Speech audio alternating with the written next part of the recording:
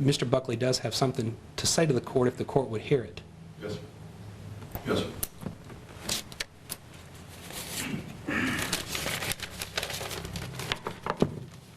Thank you for letting me speak. It is heartbreaking to see the state to which the word freedom has devolved in this country.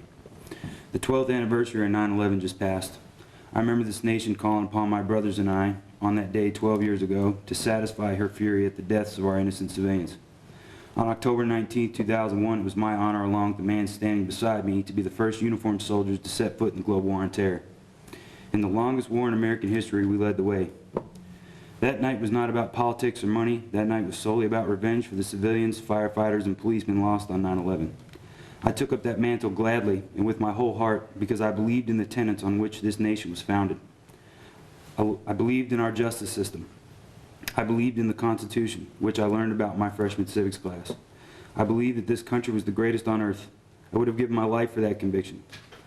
I, unlike 99% of this nation's citizens, put my money where my mouth was, and like my father, uncle, grandfather, and the man standing next to me, answered the nation's call when she needed me. Over the years, I sacrificed my body, my mind, and my soul because I believed in America. I watched dozens of young men, rangers, heroes, sacrifice their very lives, leaving widows and fatherless children behind them because they believed in America. Deployment after deployment, enforcing America's foreign policy in 2 theaters of war, wound after wound and death after death, I plodded forward, honoring my convictions, honoring my family, and serving my country. Until my fated run-in with Stephen Cobb in 2009, I had no experience with the justice system. I thought crooked cops and prosecutors were the criminals' excuse to avoid consequences like everyone else, a fallacy of Hollywood. I thought avoiding drugs, criminal activity, and excessive drinking was the key to avoiding legal trouble. Little did I know that all I had to do was defend my children from a madman to bring the full weight of the legal system down upon my head. While I am man enough to admit that my transition from combat to civilian life was less than admirable, never at any time did I break the law. I admit that my lifestyle lacked the moral standing I was raised with, and that my proclivity to sexually perverse women was wrong in the context of being a father and a gentleman.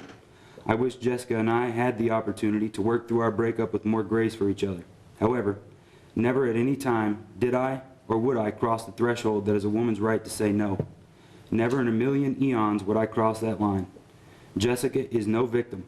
She's gotten herself quite a bit of much-wanted attention through this process, but she is a willing pawn in a revenge plot orchestrated by Todd Bradbury, Ray Larson, Andrea Burkhart, and Stephen Cobb. While she seized her opportunity to glean her revenge for my ending of the relationship, it was the people with the power, the enforcers of the Constitution, those whom the citizens of this country elected to trust, those whom I risked my life for, gave my mind and soul for, those who see freedom as nothing more than a business transaction or a poker chip to be played on the table. Those people are the rapists. Never in all my years of service did I ever imagine that those whom I was serving could be so callous in their administration of justice. Never in a million years would I have believed that not only did a woman not have to say no, nor would any violence have to be used in order to bring an allegation of such a serious nature, but that the rape shield law would allow the Commonwealth to prohibit me from presenting any form of rational defense. My trial was a sham. I should have just allowed the Commonwealth to lynch me the moment after I defended my children from Detective Stephen Cobb and saved the citizens of this county from being exposed to such a sham of justice.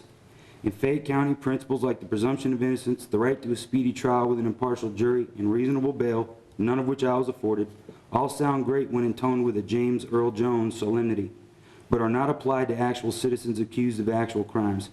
In Fayette County, if you get arrested, the Vox Populi turns their heads, saying, "Don't go looking to the Constitution for protection.